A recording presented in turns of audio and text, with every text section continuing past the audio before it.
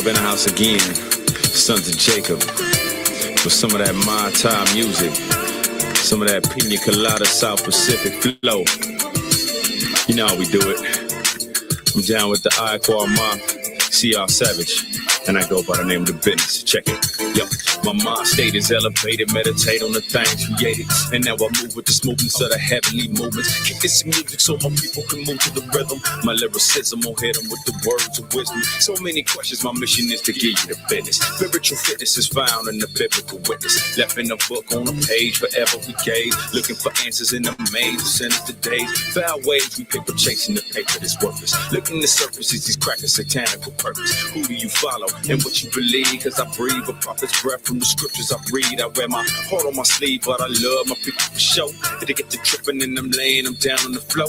Israel, let's go. We giving death blows. Roll through the hood, sipping XO with a blessed blow. Yes.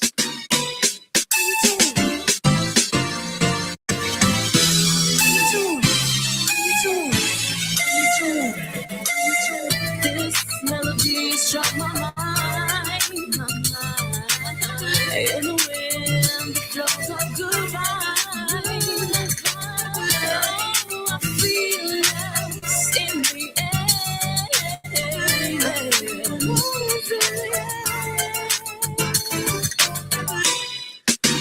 Brothers and sisters, come get some of this Israelite loving, girl.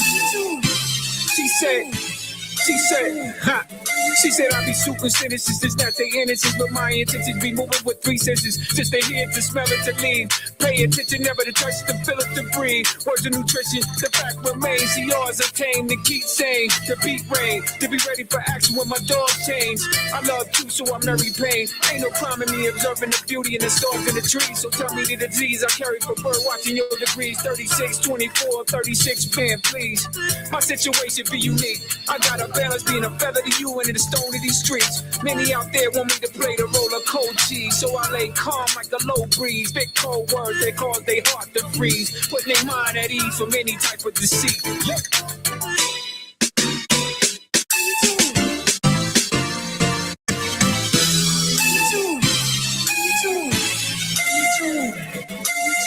This melody struck my mind. In the wind, the flows of goodbye. Oh, I feel lost in the air.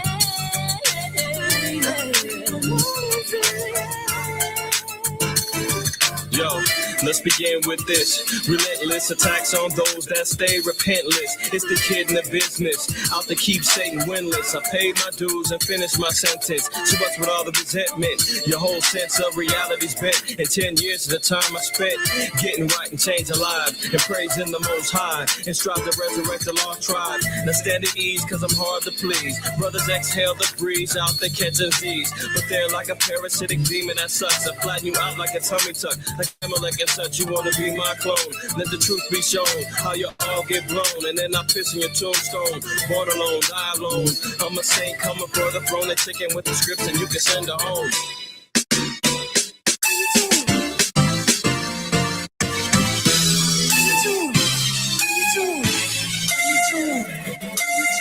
This melody struck my mind. In the wind, the flows of goodbye.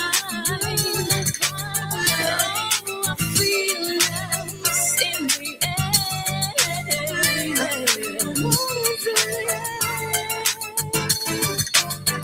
Ride with me, ride with me. There's love's in the air.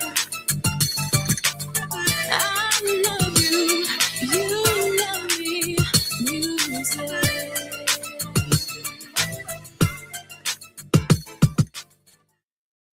Back again, all praise, honor, and glory to the Most High. While you help shot, it's your brother Ahmath. I acquire first name IQ. It's all the same. You reach another episode, DSTM. Don't shoot the messenger.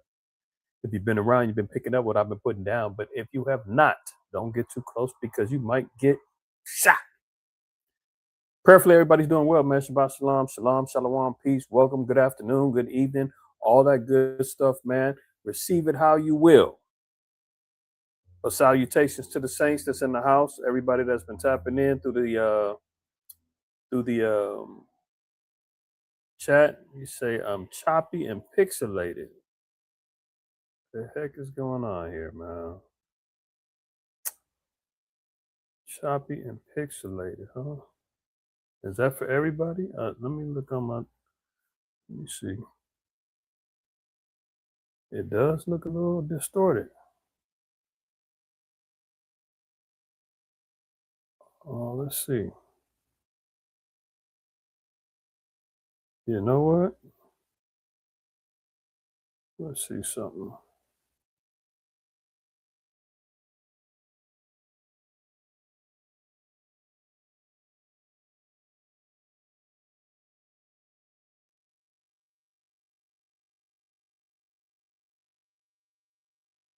Now it's showing up froze up, huh?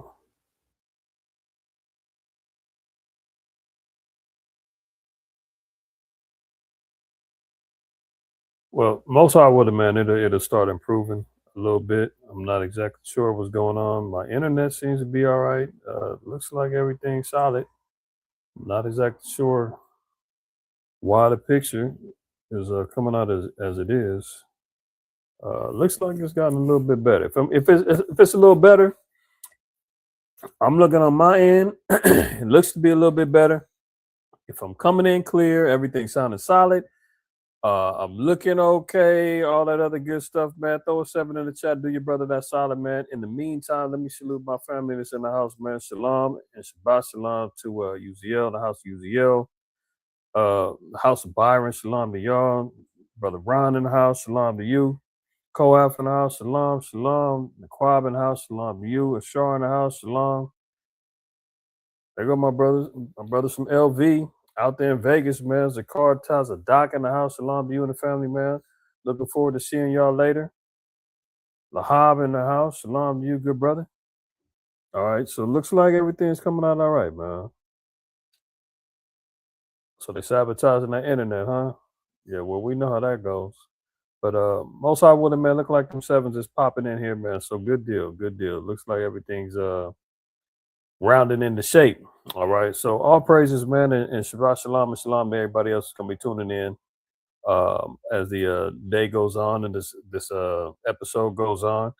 You see the title, man. Hey, Putin strikes a NATO nation. Yeah, you hit up Romania, hit an apartment in Romania. That's a NATO nation. They're already scrambling, talking about, is this good enough for us to hit Article 4 to put NATO in active war in defense of Romania and all the other nations? Could this be the actual flame or the spark that starts up World War III?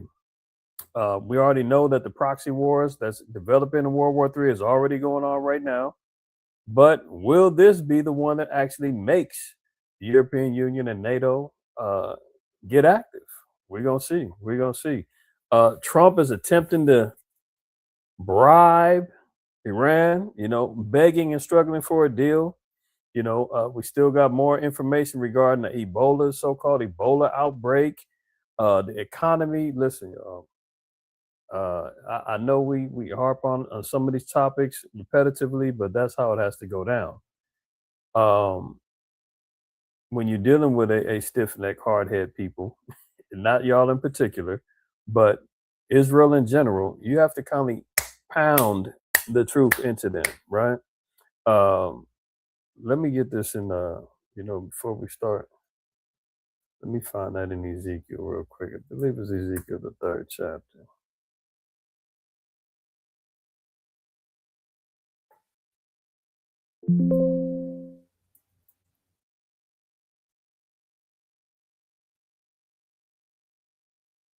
It'd be nice if I was sharing, huh? Let me share my screen correctly.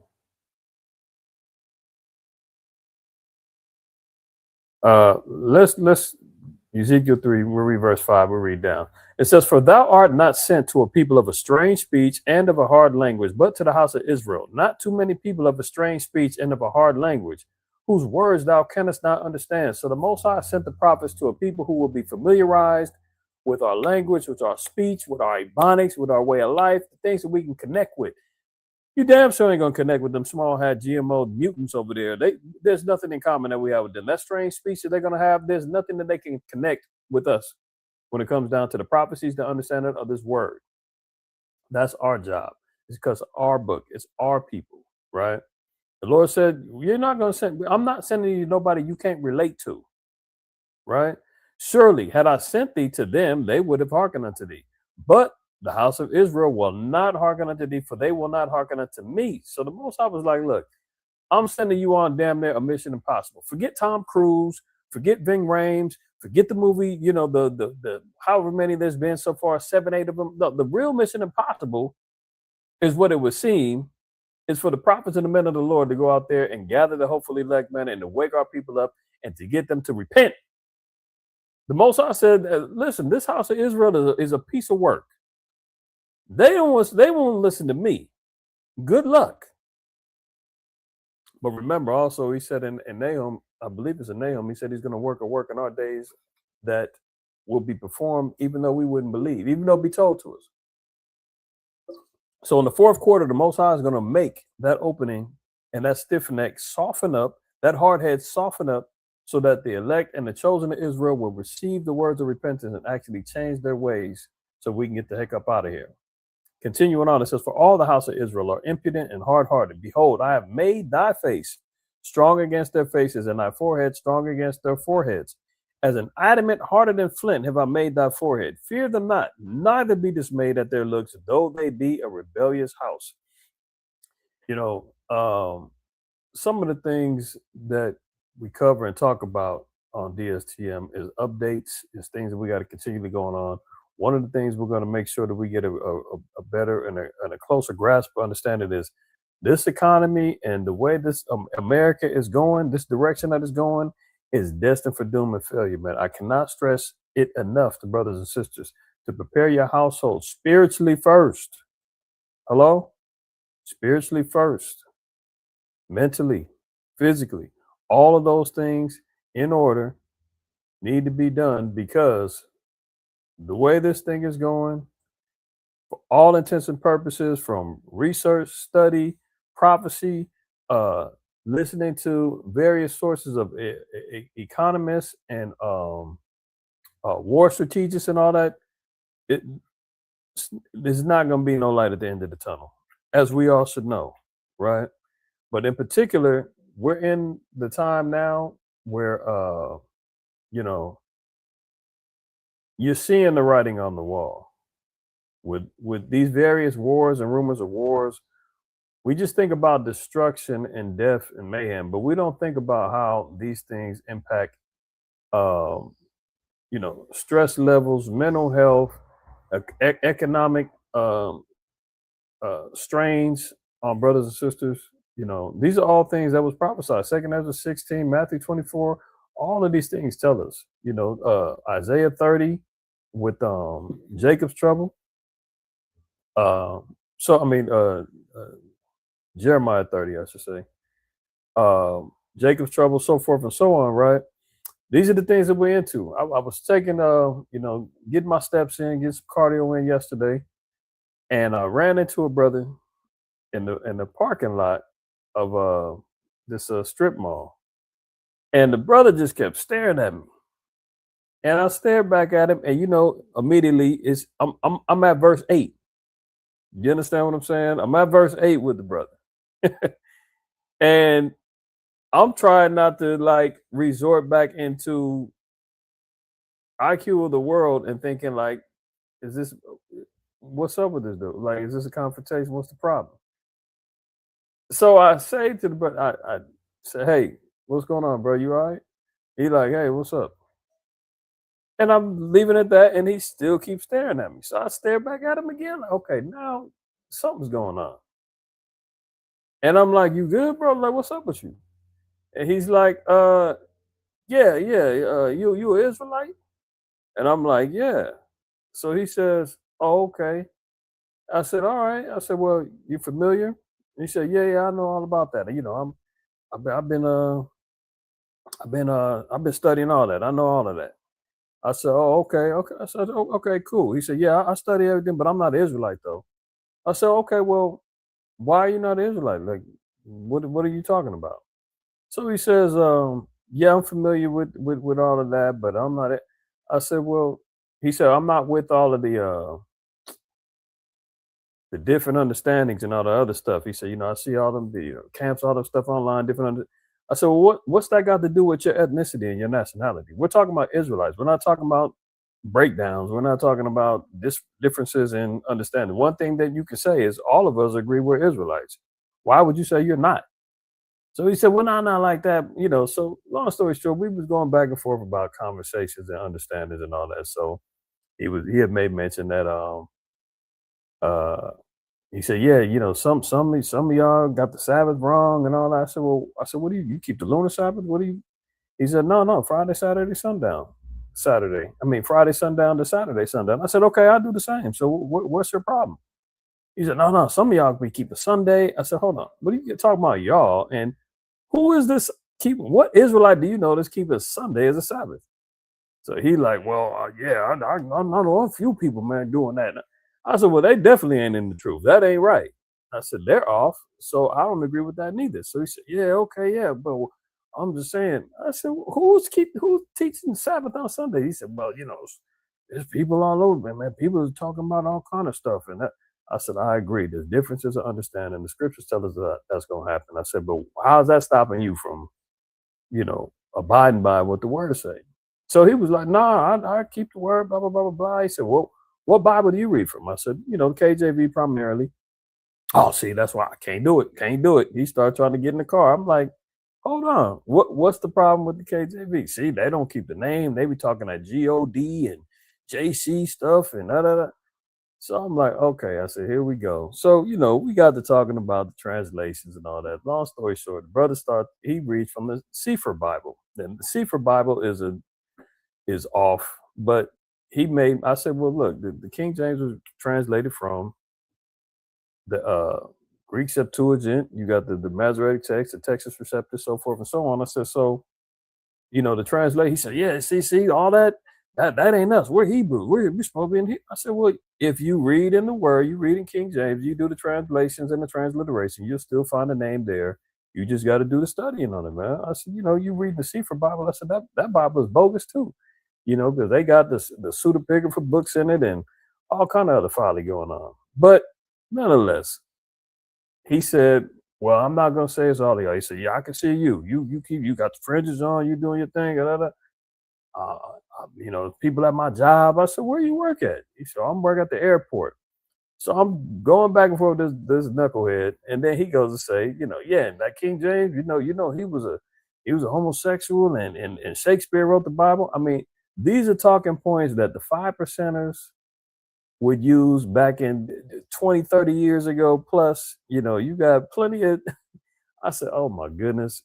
And you claim to be in the truth, and you did not do enough research to study. He said, I did all the research. I studied. I know it's a fact. He was gay. I said, so we start talking about different facts. I asked him if he read a few books like the Basilicon Duran regarding King James instructions to his son after his death and all that. And he said he read it. I said, well, who wrote it? He didn't know. The Jacob, he lied, but he was a knucklehead. But at the end all be all, we pieced it up. I said, man, the end all be all, brother, can we agree that we need to fear the Most High and keep the commandments? He said, yeah, I don't have no problem with that, brother. I didn't mean to be contentious. We good, brother. I said, we good, man. Most High, when we bump heads again, we'll talk some more, But it just goes to show you, man, breaking down the walls of our people, whether they proclaim to be in the truth or not, or in the knowledge or not, we still have to continually fight to bust through them strongholds, man, that our people is caught up in. But again, it was still good to see a brother, whether we agreed on certain aspects or not, because like I've always said, in my earlier days in the truth, as a young man coming up in the truth, man, it was like finding the needle in the haystack, or seeing a damn unicorn, to find somebody else in the truth that you can just randomly bump into and have conversations about the word and share a co-likeness of knowing who we are, and really chopping it up in truth. So, but now it's becoming more commonplace, especially prepping for the Sabbath. You gonna run into somebody in the store. You gonna see a sister with her fringes on, brother doing something, moving around, pumping his gas. And it's glorious to see, man, that our people are waking up. And the thing is that we're waking up to the truth, that we're actually learning, and applying it. And that's the thing that becomes, a little bit of an issue. So without further ado, I just want to get that little testimony, man. Let's open up. Let's do a little something different, man. Let's open up. We're gonna open up with reading of the Psalms, man. Let's open up with a prayer. Prayerfully, everybody, if you have not, I know some people have kept their Pentecost last week. By our count and by our intentions, our Pentecost will begin this evening. This evening, going into tomorrow. So that's a glorious feast day. We're going to be celebrating this evening and transitioning over to tomorrow. So all praise, honor, and glory to the Most High for that. Prayerfully, everybody, if you're on the same calendar schedule as us, that you are as well in your preparation for such. But let's open up, man. We're going to read Psalm 71, and then we'll get into what's going on in the world. All right. Verse 1, it says, "In thee, O Yahweh, do I put my trust. Let me never be put to confusion. Deliver me in thy righteousness and cause me to escape. Incline thine ear unto me and save me. Be thou my strong habitation, whereunto I may continually resort. Thou hast given commandment to save me, for thou art my rock and my fortress. Deliver me, O my power, out of the hand of the wicked, out of the hand of the unrighteous and cruel man. For thou art my hope, O Yahweh power. Thou art my trust from my youth. By thee have I been holden up from the womb. Thou art he that took me out of my mother's bowels. My praise shall be continually of thee. I am as a wonder unto many, but thou art my strong refuge. Let my mouth be filled with thy praise and thy honor all the day. Cast me not off in thy time of old age. Forsake me not when my strength faileth. For mine enemies speak against me, and they that lay wait for my soul counsel together, saying, The Most High hath forsaken him. Persecute and take him, for there is none to deliver him. O power, be not far from me. O my power make haste for my help. Let them be confounded and consumed that are adversaries to my soul. Let them be covered with reproach and dishonor that seek my hurt. But I will hope continually, and I will yet praise thee more and more. My mouth shall show forth thy righteousness and thy salvation all the day, for I know not the numbers thereof. I will go in the strength of the Most High power. I will make my mention of thy righteousness, even of thine only. O Yahweh, thou hast taught me from my youth, and hitherto have I declared thy wondrous works. Now also am I, when I am old and gray-headed, O Yahweh, forsake me not, until I have showed thy strength unto this generation, and thy power to every one that is to come. Thy righteousness also, O Yahweh, is very high. Who has done great things, O Most High, who was like unto thee? Thou hast showed me great and sore troubles. Shalt quicken me again, and shalt bring me up again from the depths of the earth. Thou shalt increase my greatness and comfort me on every side. I will also praise thee with the psaltery, even thy power, O my Most High. Unto thee will I sing with the harp, O thou Holy One of Israel. My lips shall greatly rejoice when I sing unto thee, and my soul which thou hast redeemed. My tongue also shall talk of thy righteousness all the day long. For they are confounded, for they are brought unto shame that seek my hurt. All praise, honor, glory to the Most High. That's a powerful prayer, a powerful psalm, because if you put everything into perspective in our daily walk, in our daily lives, and how we want to praise and honor and glory the Most High, and the things that we want to receive from him in these days and times is crucial. Not being put to confusion, staving off our enemies and those that speak against us. Those that have cast us off and said there ain't no hope in them, the Most High is done with them. Let's take full advantage of them. Speaking of all of our enemies that come up against us, and they're going to continually come like wild jackals and hyenas out there that smell blood. They're going to constantly come at us, man. All these demons, all these spirits, all these adversarial forces that move against us, they're going to constantly come at us, man. We have no other choice but to trust in the Most High, his power, and his prophecy. All right. So let's get to it, man. Let's open up Your man, your boy. I try to get a lie a week. Well, let's see if this qualifies. All right, the U.S. and Iran on the brink of a possible deal to reopen the Strait of Hormuz. We hear this. This might be about the 42nd time he said that we're almost at a deal. They want to make a deal. We got a deal. Let's find out if this is true.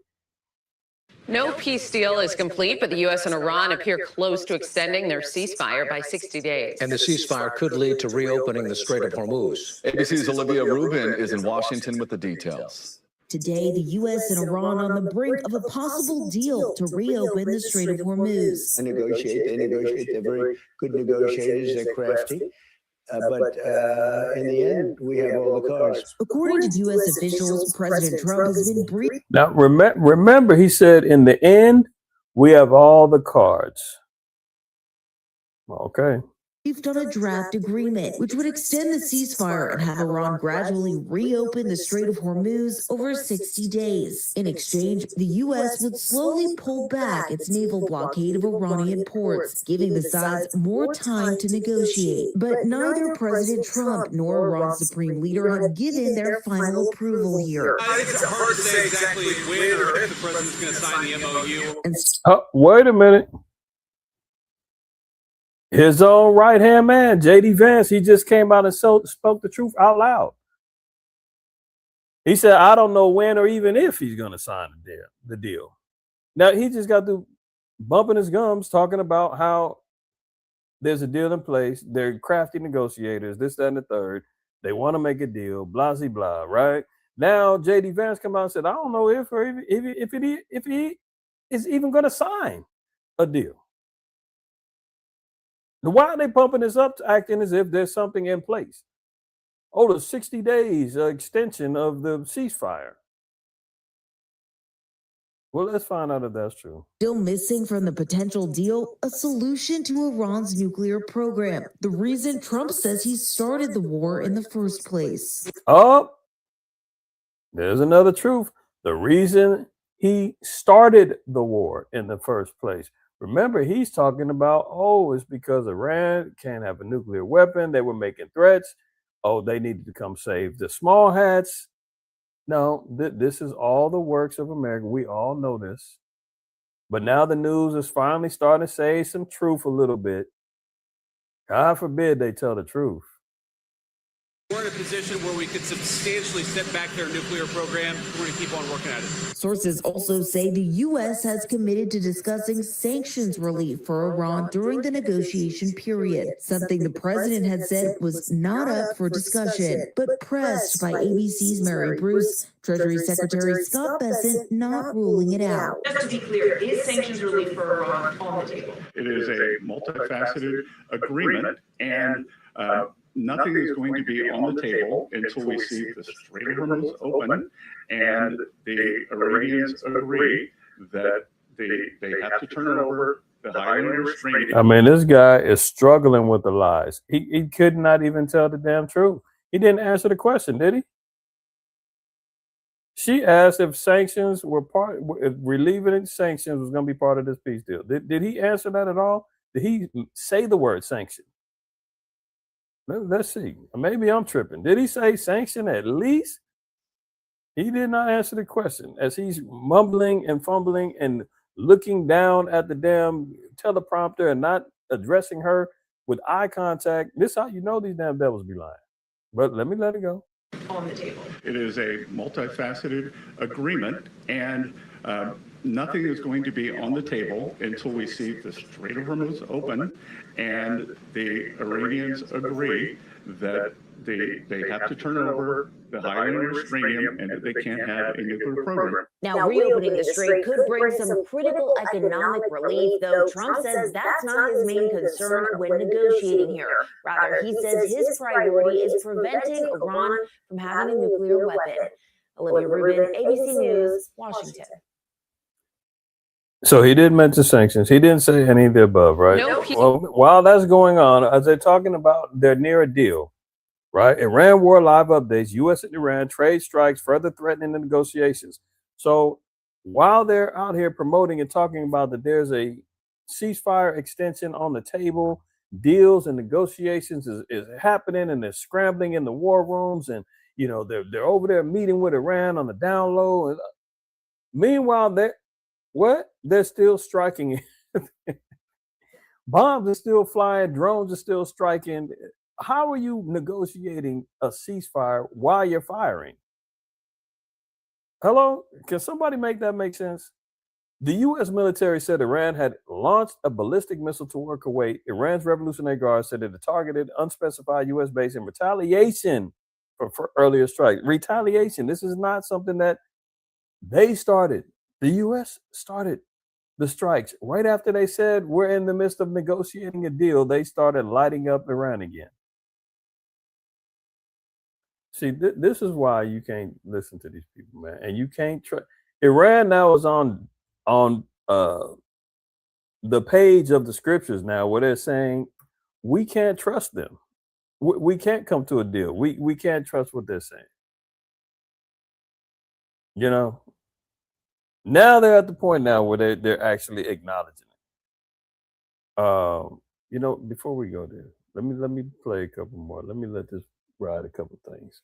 Look, it says Iran fired a ballistic missile toward Kuwait early on Thursday. The U.S. military said as an overnight exchange of attacks dimmed hopes that an agreement to reopen the Strait of Hormuz and end the war would be signed soon. Now, with this strike, man, they just recently said, I think they said that there were 5 people injured or 5 people died from this. Let me see if I can find that real quick.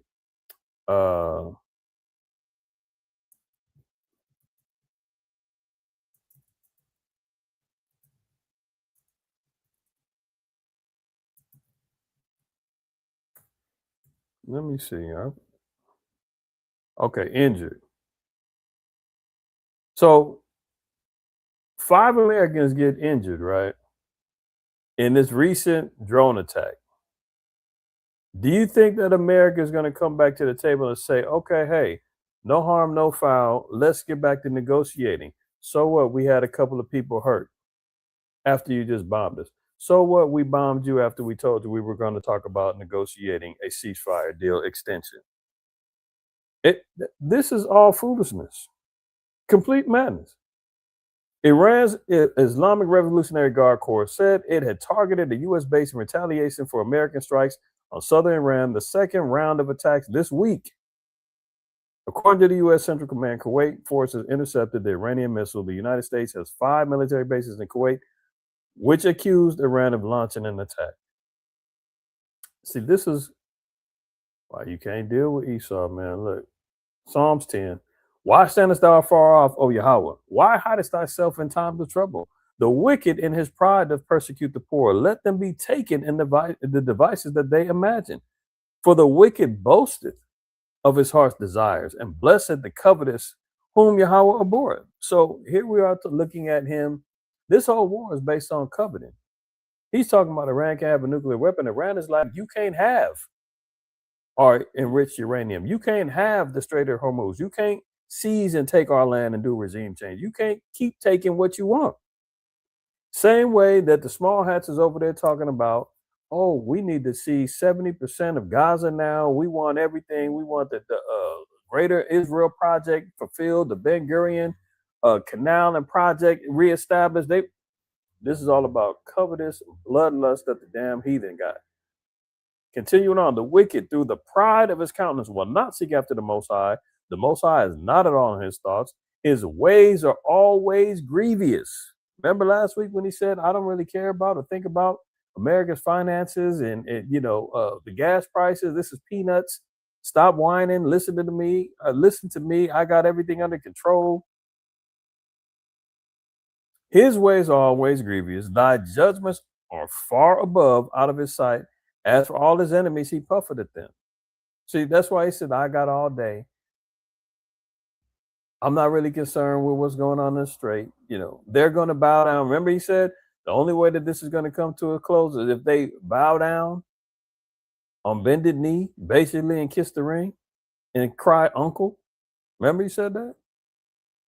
Verse 6. He hath said in his heart, I shall not be moved, for I shall never be in adversity. This is him. This is the mind state of the so-called white man. This is the mind state of Agent Orange, the head orangutan in charge. Orange Bang, Agent Orange, whatever you want to call him. Full of mischief and vanity, man. All based upon covetous desires. Now watch this. De Joe 90s Top 500. De grootste hits uit de tijd van je leven. En elke dag fantastische Dragon Breath, let's see what he got to say. Listen very carefully. I don't think enough credit has been given to President Trump for his willingness to take on this global threat and do so through Admiral Cooper and our CENTCOM commander. Now listen to the spin of the narrative. He says, not enough credit has been given to Agent Orange for him being willing to take on this global threat, as if Iran was out here just bullying and smashing everything in his path. And finally, America steps up and says, I'll take the challenge. I'm going to be the one to stop it. This is the narrative. This is how he's trying to frame it, as if this is what's going on. He said, not enough credit is being given to Agent Orange for stepping up to the plate and accepting the challenge. What challenge? We just heard them say that Trump started the war.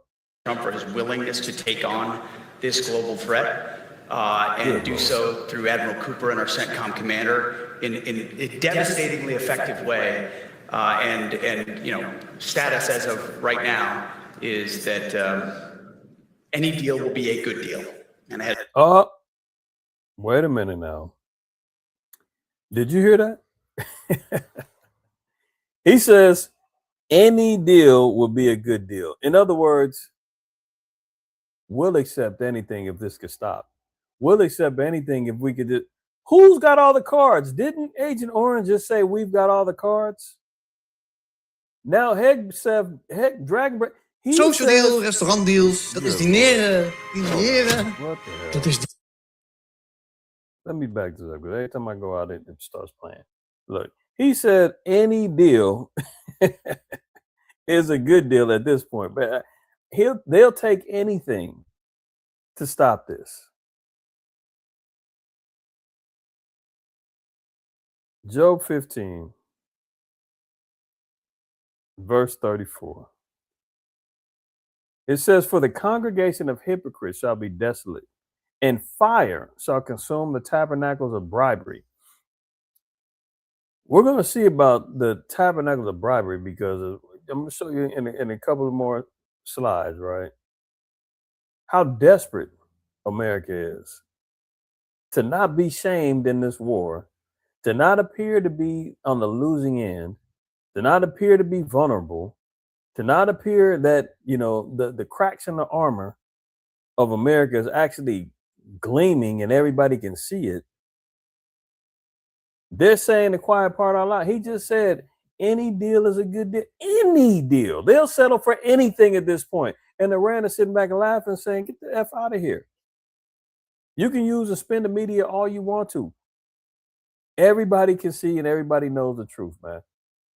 As much as they run around talking about how much their leadership is in disarray and sowing discord with each other, and America's the ones having constant cabinet members and high chiefs of staff and lawyers quitting and running for the hills every damn week. Pulling the parachutes, man, jumping out the plane like, I'm not going down with this thing. I'm out. Congregation and hypocrites is going to be desolate.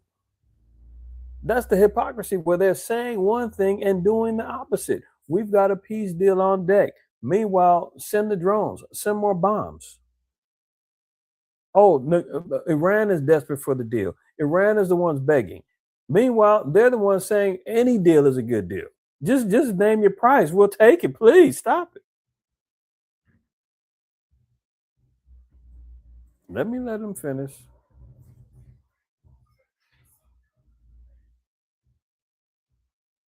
Social deal, restaurantdeals, dat is dineren.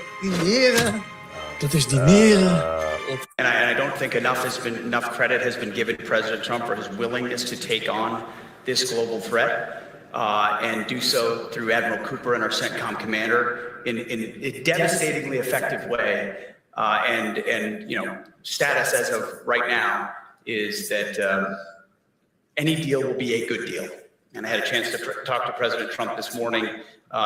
He wanted me to reiterate how patient he is in ensuring that with America undertaking this kind of historic endeavor, any deal will be a good one, a great one. And he's patient in the pursuit of that because of how the implications of how that sorts out. And certainly our department, we were in a cabinet meeting just a couple of days ago, and the president said, hey, it will be a great deal. And if Iran doesn't want to make a great deal that ensures they don't get a nuclear weapon, they can deal with the guy on my left. That was the only time I've ever been accused of being on the left. Get out of here, man. Can you imagine? They sitting back saying any deal is a good deal. What is he being patient for? He's being patient for Iran to say their terms, and he's got to keep sitting back waiting for them to dictate policy regarding these negotiations. That's the patience. And he's ready to accept anything they throw on the table. Look at this. Imagine it. Emerging U.S. and Iran MOU said to reference a possible $300 billion post-war investment fund to aid Iran's reconstruction. He's willing to bribe them and pay them off just to stop this madness. I'll give you $300 billion of an quote investment fund. And you know, all of the commentators and the war hawks are saying this is a $300 billion slush fund to the same country who says is the #1 sponsor of global terror. So you give them, look, slow Biden gave them $6 billion back of their own money. He's talking about giving them $300 billion of an investment to rebuild. This dude is a straight maniac, man.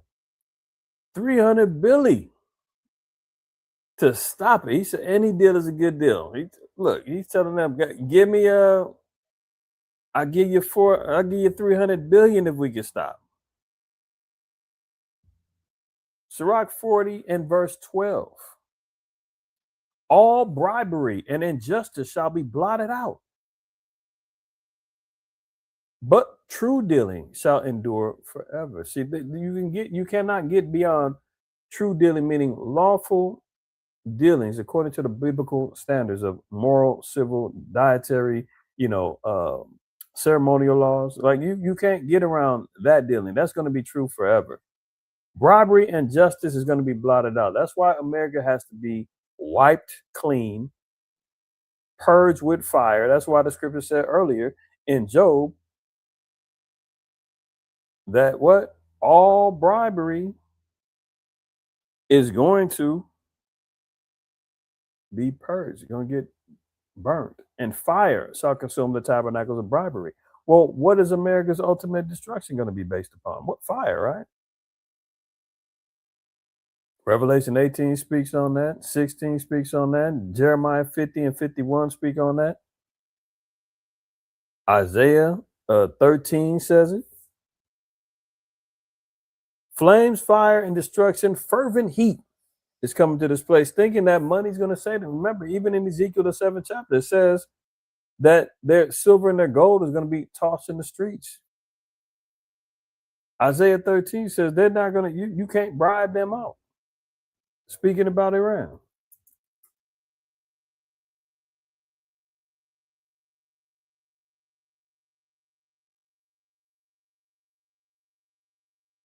Where are we at? Isaiah 13, we're going to read 17 down to 19. It says, behold, I will stir up the Medes against them. Who are they talking about? Talking about Babylon. Ancient Babylon was destroyed. Wasn't destroyed, I should say. Ancient Babylon was overtaken with minimal destruction, minimal warfare. This place, this new Babylon that's being spoken of, it says that young man's going to be dashed to pieces. Women's not going to be spared. It's going to be overthrown as Sodom and Gomorrah. This ain't the same Babylon. Behold, I will stir up the Medes against them, which shall not regard silver, and as for gold, they shall not delight in it. This isn't a situation where America can actually buy their way out of it. You can't negotiate your way out of this thing. what was it? 3 weeks ago or so, he was talking about giving them, I think it was $10 billion of their own money back. I mean, it's not like you can bribe them and give them something that's already theirs. Remember, Slow Biden gave back that $6 billion, and they took it and did what they needed to do with it, right? That was their money that was frozen. He talked about Obama giving them $400 million and talking about how bad of a negotiator he was and how soft Obama was. This cat's talking about $300 billion now, and it still can't move the needle with them. That's why Hexef is like, any deal is a good deal. Shit, we didn't offer them $300 billion. They ain't moving.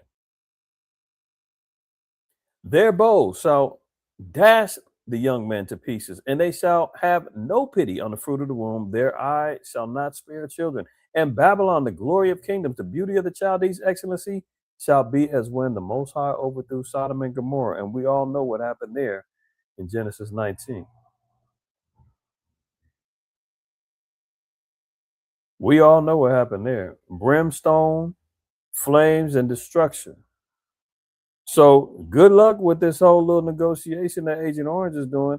And I'm gonna let some of these Edomites tell them too that he's looking weak and got no chance with this. Look, the draft memorandum of understanding being discussed by Iran and the U.S. references a post-war investment. So when it's all said and done, they said, well, look, we're going to give you $300 billion to invest back in the reconstruction of Tehran. And, hopefully you'll let us slide a couple of McDonald's in there and, KFC and let us get a little bit of real estate development projects going on over there, if that's all right with you. That's how they're negotiating. Towards reconstruction and economic growth, if the final deal is reached. The New York Times reports, citing an Iranian official and a diplomat involving in the talks, the two sources put the fund at $300 billion, though other officials involved in mediation would not confirm the amount, according to the report. Two diplomats briefed on the latest draft called it, quote, an international, quote, investment fund, which the United States would help facilitate in the event of a final deal. So you're getting ready to give what you deemed as the number one sponsor of terror $300 billion, and you think everything's going to be solid, huh? But has America ever financed terrorism before? Have they ever financed coups? Have they ever financed mayhem, destruction, and regime change? That's how they operate, man. That's how they operate. So here, if this ever goes through, which I doubt it, but if they pay him off and then all hell breaks loose with terrorist cells all over the place, and then America's got to double back and be like, hey, now we really got to play hero. Look what these guys did. You gave them the damn money. What's the scripture say? Nobody pities a snake charmer when he gets bit, man. So anyway, so here they go. They're discussing a 60-day negotiation. And this 60-day ain't nothing but a little cool-off period for America to try to regroup, get their armaments back up, buy them a little bit of time. Hopefully the straits open up so the stock markets can get back cracking again. I mean, they already still kind of ignoring what he's saying and just moving on because they already are like, come on, please. You say this every week. Matter of fact, at the close of they just said, what was it, Thursday or Friday? They put out a whole nother thing. We're very close, so that the markets can, reconfigure and get their money up. All these little billionaire buddies can get their money. Same old thing. Watch this. You give them an inch, they'll take a mile, and they won't give up their nuclear weapons. Why would they here? Yeah, this agreement is so weak. The fact that the president is even considering it. Oh, did you hear that? Look, MS Now is out there calling him weak. Much as he used to talk about, Sleepy Joe's weak. I'd knock him out in a boxing match. Oh, Obama was weak. He ain't no different. He's looking weaker than him. That's what's so crazy. Let me back this up real quick. Now, notice it says U.S. and Iran reach a tentative deal. Need Trump to sign off. They released this yesterday, right? Just so that the markets can react and they can make sure that the money stays flowing with all the corporations and the big banks and all that other stuff, right? If they said no deal, war is imminent, about to kick back off, everything would crash and crumble in a hot second. So he keeps playing these games, manipulating the markets, throwing out headlines to try to get people to the markets to react, to try to keep the economy that's pretty much dead stimulated. Inflation is going up like crazy.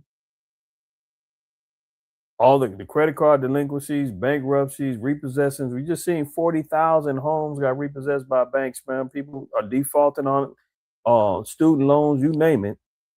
Gas, food, power, electricity. We all see it, all feel it. We're all living it. He's saying, don't worry. We got a tentative deal. We're going to keep the strait open for 60 more days. We'll get things back flowing again. But let's see if how much that holds true.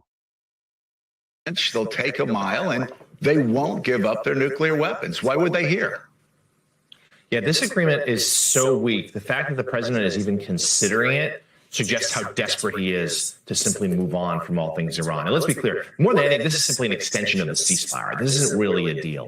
It is an MOU, and yes, it theoretically would open up the Strait of Hormuz. That would be the one significant piece, and the one thing that would be a win, let's say, for Americans. But even that has lots of caveats. Let's see if it stays open. Iran has shown they have the ability to menace that strait at any time, including in this past week. We have seen spasms of violence along that key waterway. But everything else, at least in this MOU, is pro-Tehran. The nuke stuff is kicked in. Everything in this agreement that they're talking about, this tentative deal, is pro-Iran. Iran has all the cards. He said they do. Okay. Down the road, as Richard said, there's nothing about the proxies. Certainly there hasn't been any sort of regime change. In fact, the hardliners are more emboldened now. And I'm told within the White House that President Trump does have some misgivings. He's not committed just yet to fully signing this. He did hear from all those GOP hawks over the last few days, the Ted Cruz, Lindsey Graham, even Roger Wicker and the like, saying, look, you can't take a deal like this. We know, of course, Benjamin Netanyahu doesn't want him to. But Trump is, confident, I'm told, in his ability to sell any sort of deal as a win. And Mika, we know that he's very good. It's a superpower of President Trump to sort of assert his own reality, to convince his supporters, don't believe your eyes, believe what I'm telling you. But it's going to be tested anew here because this is so far from what he pledged would happen at the beginning of the war. And the U.S. and this president would look remarkably weak in the Middle East and around the world. And am I right? We haven't heard from Iran on exactly where they stand on this. That's correct. Some reporting is considering it too, but we don't. They ain't even hear from her. Iran is ignoring all of this foolishness, man. They like, we ain't even heard from them. This is all complete madness, man. Let's move on.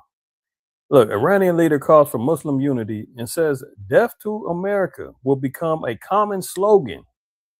Does that sound like they're negotiating? Does that sound like, a deal is on the table and they're close to accepting this? They ain't not listening to this foolishness, man.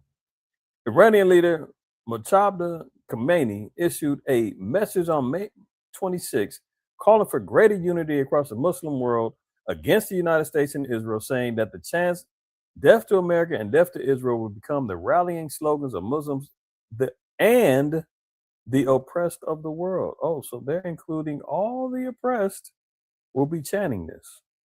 Doesn't sound like they're willing to negotiate. Sounds like they're ready to keep it cracking. And America's biding their time, trying to extend, trying to negotiate, begging, saying anything will work, any deal will work, just please listen to us. Doesn't sound like they're ready to, it sounds like they're ready to get things going. Okay, let's move on. Netanyahu orders Israeli army to seize 70% of the Gaza Strip, violating a ceasefire deal. What else is new? What else is new? Now they want 70% of the Gaza Strip, violating the ceasefire deal. They've launched bombs back in Lebanon. I mean, these people know no bounds as far as being upright, being solid. And what's so interesting is I see a lot of these Edomite commentators and podcasts, they coming for Amalek's head. And they can say all this stuff, man, and how they not getting canceled is beyond me. But, the real people, we can't say nothing, man, before all hell breaks loose and channels was getting struck and slowed down and shadow banned, and, you get a knock on the door, or you're hearing clicking on your phone because somebody listening in, straight up. How they get, I don't know if they controlled opposition or what's going on, but everybody seems to be acknowledging and seeing how devilish them people are. Now look, they said 70%. They want 70% of the land. Why? Because they got the Greater Israel project going on. But the scriptures tell us as well. Micah 2, verse 1. Woe to them that devise iniquity and work evil upon their beds. When the morning is light, they practice it, because it's in the power of their hand. Yeah, the earth is being given their hand to the wicked. The small hats are out here controlling various industries, from the entertainment to governments and policies to banks. You name it, they've got their hands in it. And they're getting away with bloody unaliving, as they say. They practice it. And they covered fields. We want 70% of Gaza for now. Eventually, they want 100%. They cover fields and they take them by violence. Oh, how'd they do that? They violated the ceasefire. Bombing all of the dang refugee encampments, starving them out, raping men in the prison. I mean, they doing all kind of stuff, man. And take them by violence in houses and take them away. So they oppress a man in his house, even a man in his heritage. So they're living up to the hype. They are living up to the hype. Ezekiel 35. Moreover, the word of Yahweh came unto me, saying, Son of man, set thy face against Mount Seir and prophesy against it, and say unto it, Thus saith the Most High Power, Behold, O Mount Seir, I am against thee, and I will stretch out my hand against thee, and I will make thee most desolate. I will lay thy cities waste, and thou shalt be desolate, and thou shalt know that I am Yahweh, because thou hast had a perpetual hatred, and hast shed the blood of the children of Israel by the force of the sword, in the time of their calamity, in the time that their iniquity had an end. You see some of these Edomites, man, who are rage baiting online and talking about they're tired of being blamed for everything, and victimhood of the black man needs to stop, and you need to just get over it, and I'm not to blame for your problems. I wasn't there. I didn't own slaves. Listen, man, the scriptures say that even in their complicity, they're being held accountable. The Bible says, man, prepare slaughter for their children. Psalms, I think, is 148 says, man, glorious him that dashes his little ones against the stones. So the Most High ain't talking about what you're doing right now. It's what you've been complicit in. It's what you benefited off of. And it's because of the fact that there has been a perpetual hatred. Even some of the Christian apologists and the Bible scholars that look at the curses, and they are now having to forcibly bow down and understand to our and submit themselves to our understanding. But they will say, well, it's your fault. You're the ones who disobeyed God. The curses fell upon you because you didn't do right. Don't blame me. I'm not a devil. Well, listen, the Most High said judgment is coming to them because of their perpetual hatred. It's nonstop. You build up a whole system of oppression, a system that favors you and denies us. They did a study, it had to be 5-6 years ago, maybe longer than that. Actually, it's been longer than that, at least 10 years ago. But they said it would take over 200 years for there to be an equality in the wealth, to minimize and create an equal wealth gap between blacks and whites. 200 years. That means they would have to stop their income and their prosperity through business and so forth. They would have to stop and let us it'd take 200 years for us to catch up. Over 200 years for us to catch up. That's perpetual hatred, man. Prison industrial complex, man. How many men is in there? Women locked up. The oppression that they've done to our women in particular. Forcibly sterilizing them in the penitentiaries. black women, Native American women, they was doing that to them in the 70s. I mean, we're talking about a genocide of people when they came over here and conquered the lands of the island of Hispaniola, the Caribbean islands, North America, you name it, South Central America. I mean, that's perpetual. I mean, it's nonstop. There are people profiting right now, our own people, granted, but they're putting out the information. Okay, cool. Who are dedicated their YouTube channels on just black trauma. Black trauma constantly. This man, oh, so this brother got lynched down in Mississippi. Brother got lynched over here. Oh, sister got beat by the cop. Oh, this one that happened. Look at this news report. Look what happened to this one. Look, constantly. To the point now where it's just become viral moments that we're constantly seeing online of our people being victimized because of the perpetual hatred. Now, continuing on, it says, because thou hast had a perpetual hatred and hast shed the blood of the children of Israel by the force of the sword, and in the time of their calamity, in the time that their iniquity had an end. So our iniquities were supposed to be accomplished. Remember Isaiah 40? Let's get that. Isaiah 40 tells us. You know, our so-called victimhood and our cursings was not going to be forever. There's an end to it. But when you have an opposition who says, no, not yet. I don't want to end to this. I'm not done with my rulership. I'm trying to extend my kingdom. They're trying to extend their kingdom through transhumanism, through population control, you know, unrighteous laws and decrees getting laid down, you name it. Their objective is to try to extend rulership. When all good things must come to an end, as the old saying goes. Even our affliction and our oppression, our judgment of the Most High. The Most High said, now is the time of grace. Now is the time for our people to repent. Now is the time that the Lord's doors are open for him to allow us to come back. And the seal of the Most High can be placed upon us to be protected in the last days of destruction. Isaiah 40:1, comfort ye, my people, saith the Most High. Speak ye comfortably to who? Jerusalem, not to the world and anybody who's willing to receive and understand, and the Gentiles grafted into the light. No. Speak ye comfortably to Jerusalem and cry unto her that her warfare is accomplished. That's part of salvation. Salvation is freedom. Salvation is comfort. We talked about that last weekend. Who needs this more than the blacks and Native Americans and Hispanics historically? You know, you just had the Pope pop out and now apologizing for slavery and the church's role in slavery. Look, man, it's too late for that. It's too late for that. You pop it out now. Oh, I'm sorry. 100 plus popes before me wouldn't say this, but I'm going to say it. Those words are empty. It is much too late to say that. Too much blood done be shed. Too many lands have been swiped up and stolen. Too many of our people have been compromised and blindfolded and walking after your idolatrous doctrine. Too many kids have already been, violated. Now, what you can do is bust open that damn Vatican bank and start breaking bread. You really want to be sorry, man? Start having investment funds for us.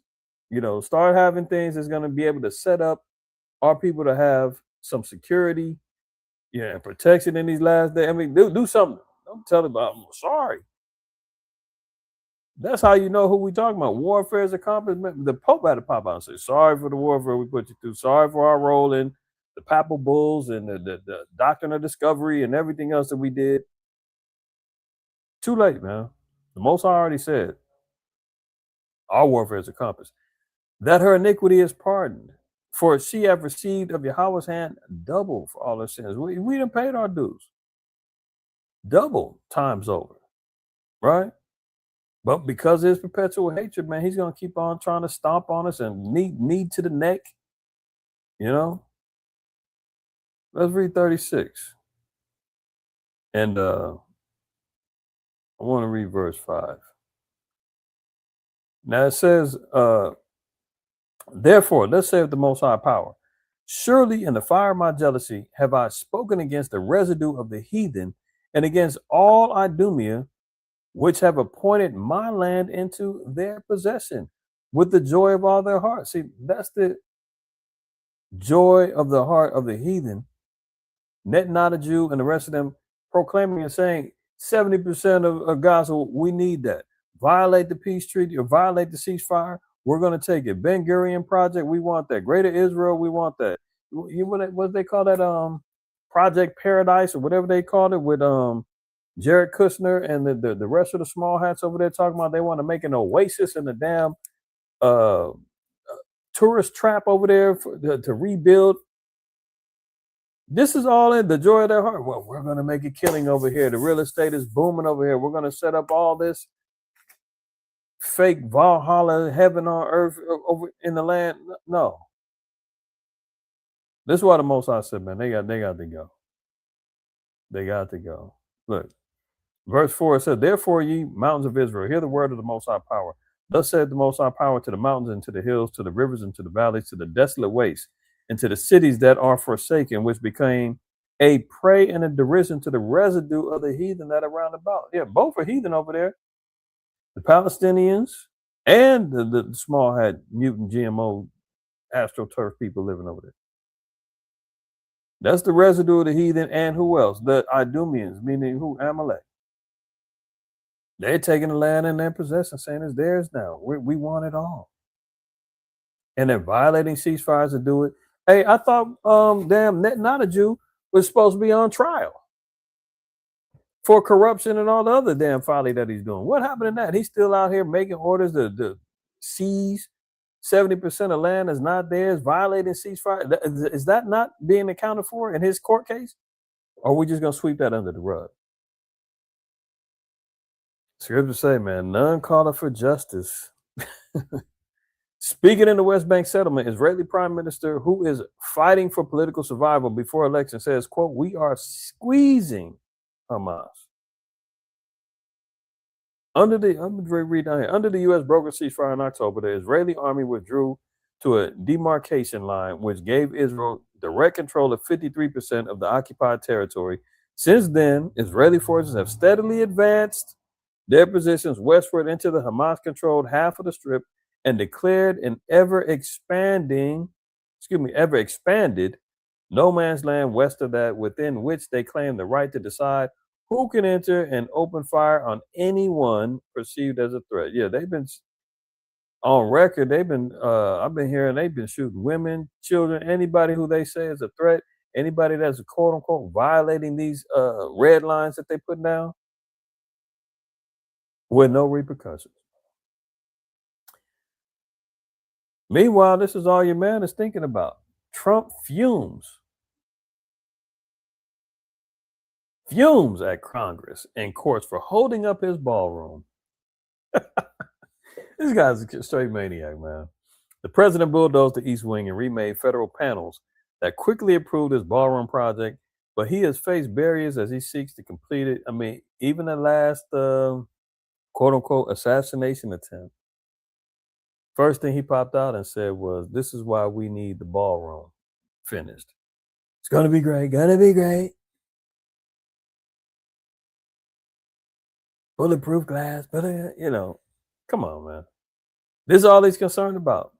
Look, he didn't turn this thing into a whole complete circus, man. This is before, to the left, and to the right, this is what it looks like right now. But see, this is his obsession with his real estate development projects. Everything is like a Tonka, like a damn Lego set to him. Tear down stuff, rebuild it. The big dome over here, he's going to build up his little Caesar's Palace, his arena for the MMA match on his birthday next month. The West Wing, they done tore down so he can build up his ballroom. At whose expense? Remember, they were talking about a war tax, a ballroom tax, like as if the people ain't drained already. This is all he's worried about. Oh, not only that, he's worried about this. Trump appointee puts a $250 banknote with his portrait. How many more idolizations is he trying to establish for himself? This is modern day Caesar, man. Here he goes. He wants a $250 note with his face on it. Remember the last one he had, and he put under himself, "In God We Trust." Complete maniac, man. He's ready to put. What happened to the Harriet Tubman? What was it? Harriet Tubman was supposed to be the new $20 bill. Wasn't that like 5, 6, 7 years ago? She was supposed to have her face on the bill. What happened to that? Negroes are so happy. They about to finally give Harriet Tubman on the bill, man. We getting our credit, man.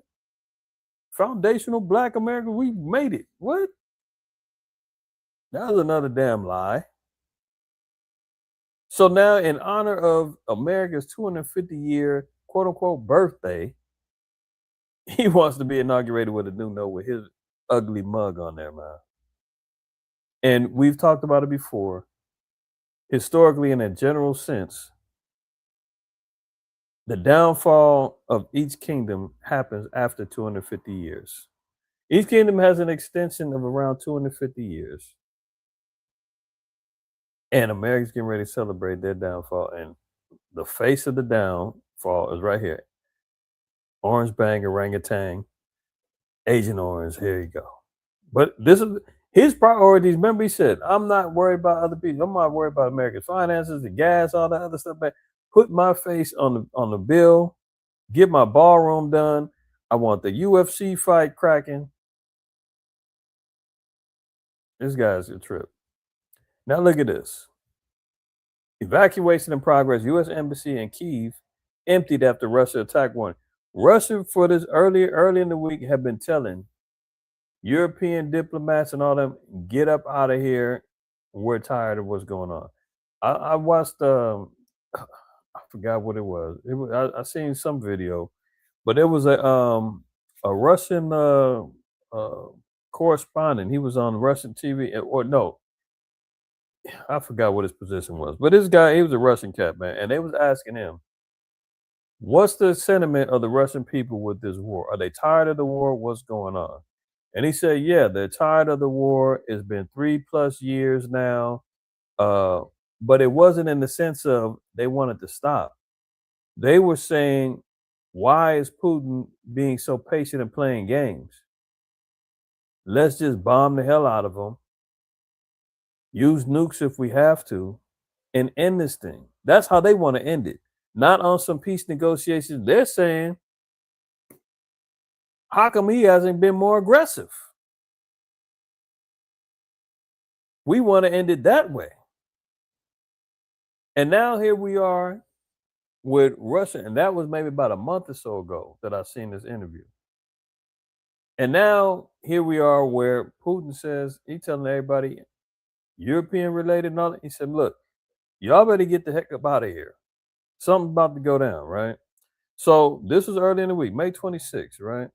Now, a day ago, Russia threatens more Kiev strikes and tells foreign nationals to leave. This was it. Russia has threatened to launch a fresh wave of systematic strikes against Kiev days after carrying out one of its largest attacks on the Ukrainian capital since the start of the war. The new strikes will target decision-making centers and command posts alongside drone manufacturing facilities in the city, Russia's foreign ministry said in a statement. So they've been talking about how Ukraine is pretty much drained out, man. They don't have too much left in the fight. So now Russia's going in for the kill, and they're going to stomp them out. But this is in response to probably, the cry of the people, because he started losing the faith of the people. The people was like, man, what the hell's going on? Why are we still in this war? He can end it anytime he wants to. Why does he keep being merciful and stringing this thing along? Now we're seeing them get a lot more aggressive, especially now that America's got their hands tied up over here in the with the U.S. Their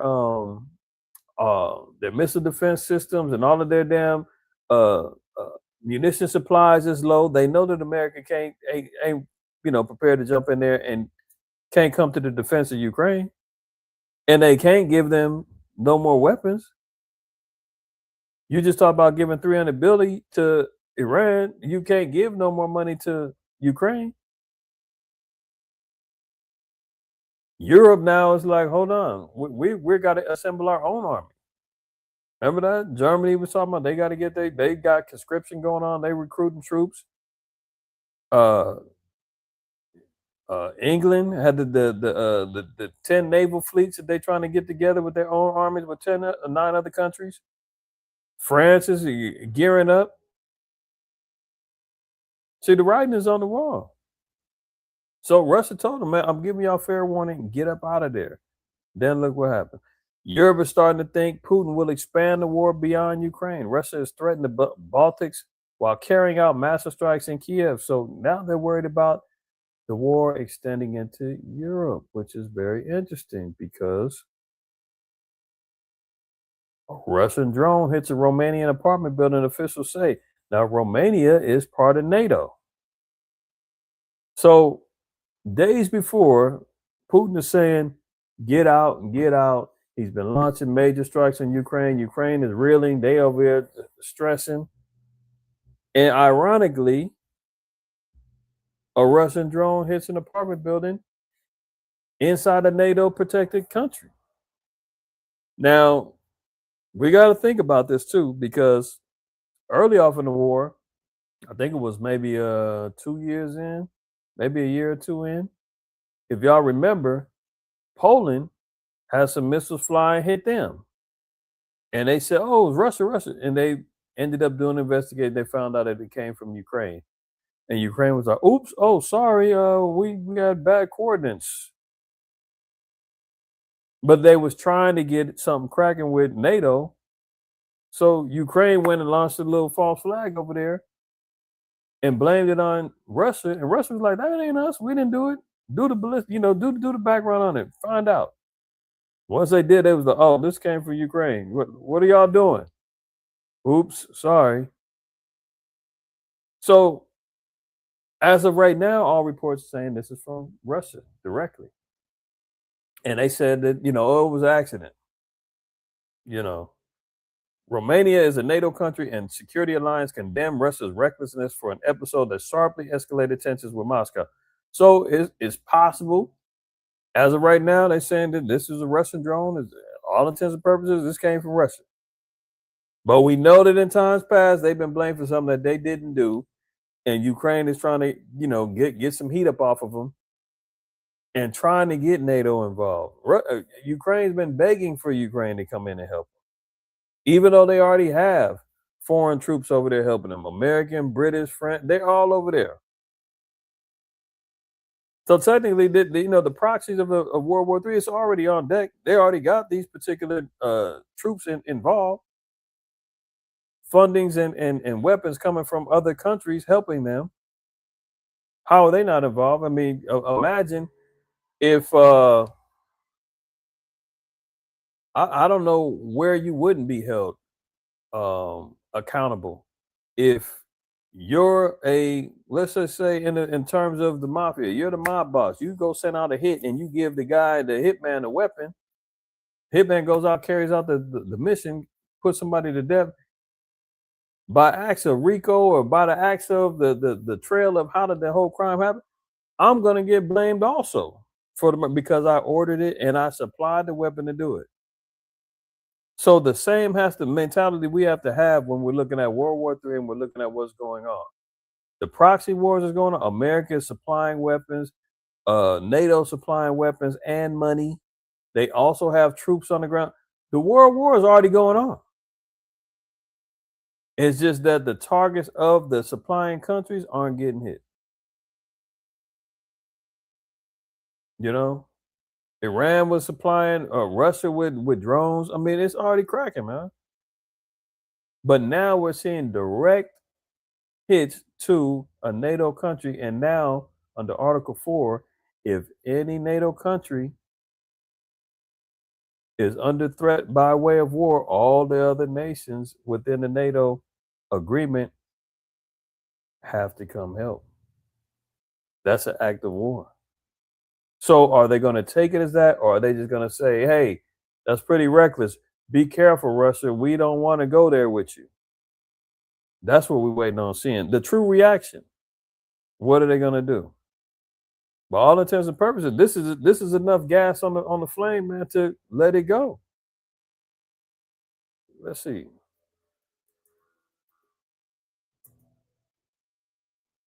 Is it Article 5 or Article 4? Yeah, here we go. 5. Article 5 of the North Atlantic Treaty states that an armed attack against one NATO member shall be considered an attack against all members, triggering a collective defense response. Okay? So it says since 1949, Article 5 has only been invoked once in response to the 9/11 attacks on the U.S. Of course, they're going to jump to the aid of the U.S. Will they jump to the defense and help of little old Romania? Or will they chalk it up and say it was just an apartment building? They didn't hit none of our military infrastructure. They didn't hit nothing that was really of significance. So let's calm it down. We'll see. As of right now, they just saying, hey, that was reckless, man. We condemn those attacks in Russia. Y'all got to be careful. Well, technically, they need to turn it up a little bit. So we're going to see. What's he saying here? And we're following breaking news out of Virginia, where a federal judge has temporarily blocked the Trump administration from making any payouts from a $1.8 billion settlement. Remember that last week? Where he was going to reward the January 6th rioters for all of their good deeds in 2020 to overthrow the White House. The little Edomite woman got smoked and put to death in the White House. You know, they memorialized her as a martyr. He had that $1.8 billion settlement, and the federal judge said, hold on, temporarily is blocked.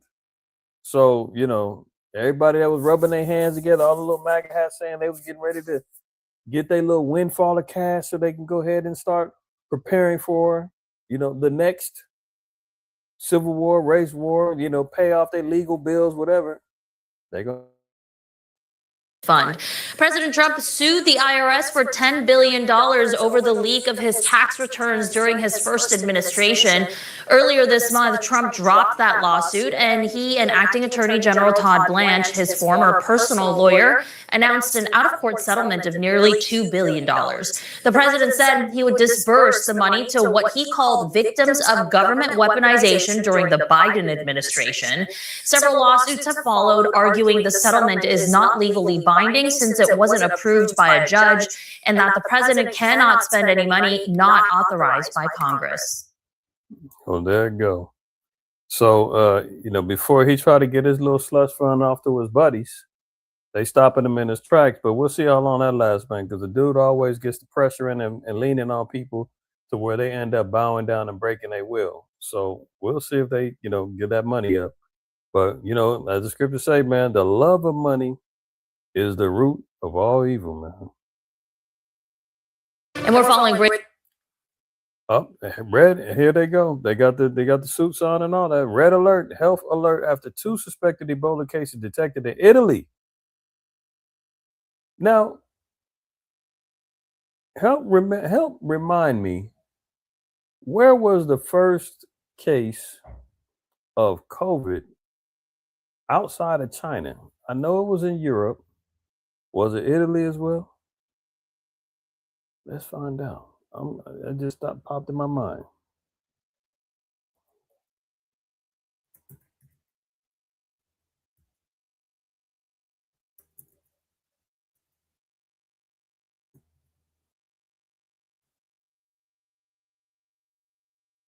Let's see. Oh, Thailand. Where else? I knew it was someplace. Where was the first case of COVID? And let's say Europe.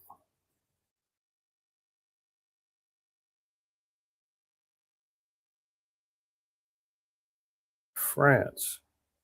I guess I was off on that one. I could have sworn there was something that happened.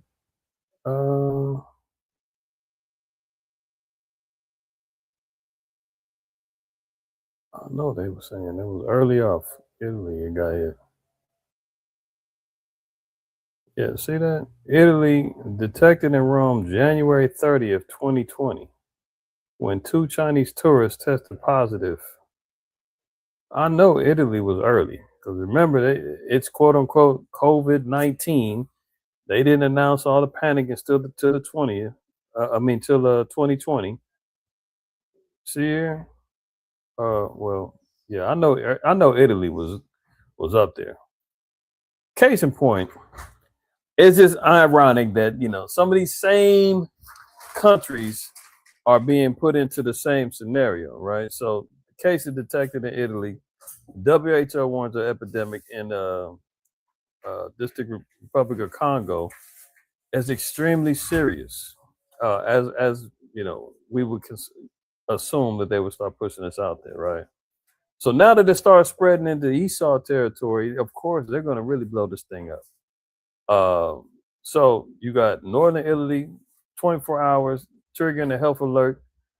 A man and a woman, 31 and 32, developed a high fever, nausea, vomiting, and intestinal problems, symptoms of the deadly virus after returning from Uganda. So there you have it. They're going to get, start promoting this and pushing this even more stronger. This is part of the plan. They need a pandemic. They need an economic collapse. They need warfare.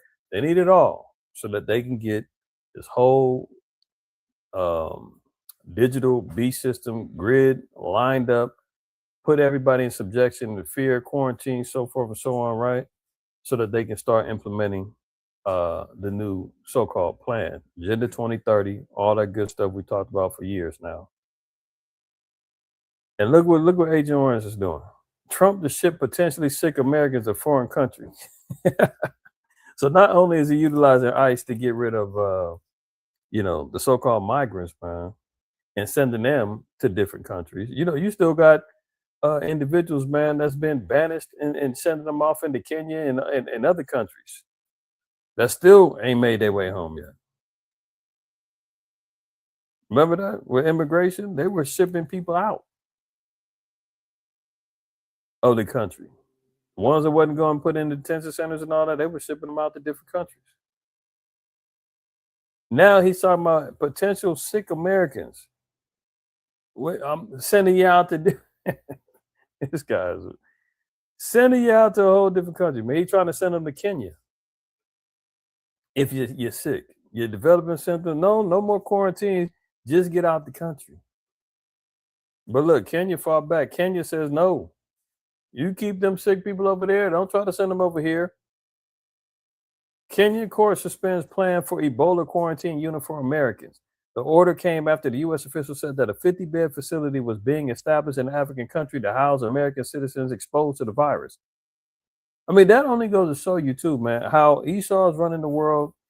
When the scriptures talk about the earth being given a hand to the wicked, what other country can have the audacity to send their quote-unquote sick and diseased people to a whole nother country and say, y'all take care, you take them over there. We don't want them over here. We'll build up a 50-bed facility for y'all to house them and take care of them over there. But they ain't staying here. High Court in Kenya has temporarily suspended. See, nothing is permanent. They can only make a temporary announcement. They can only pause it for temporarily while they're fighting in court.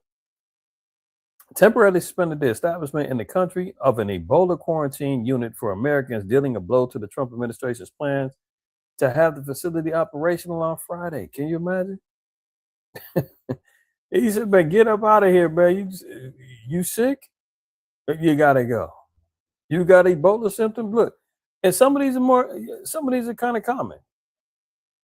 Don't know if they got it or not, but sudden onset fever, headache, muscle pain, vomiting, sore throat, weakness, bloody diarrhea. Good Lord.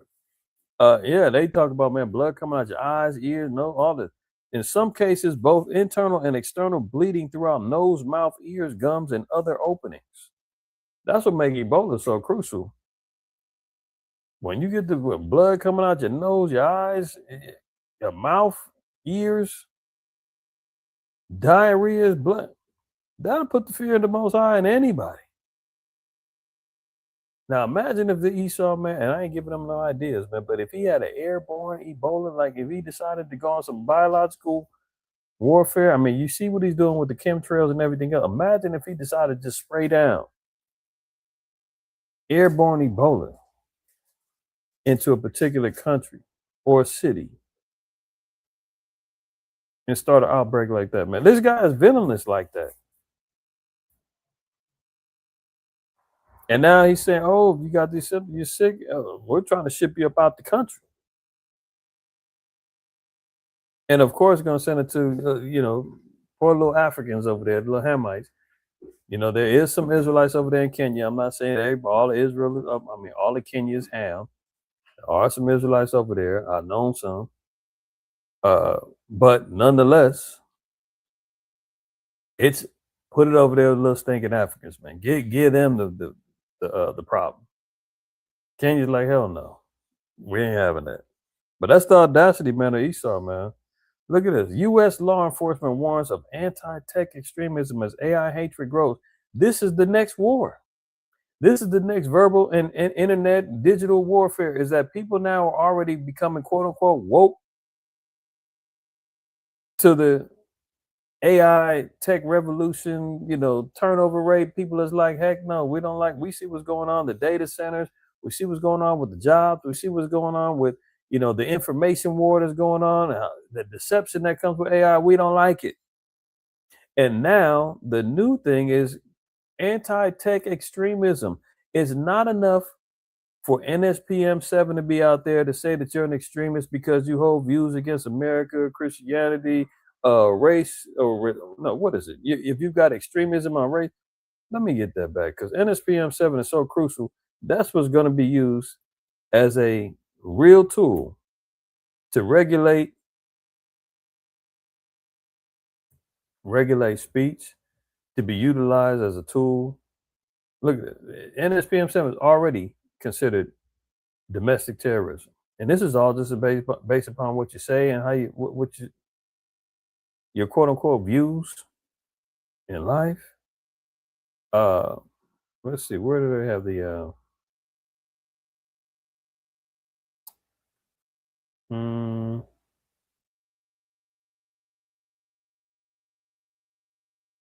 let's see, the content, actions, background. Let's see what the actions are.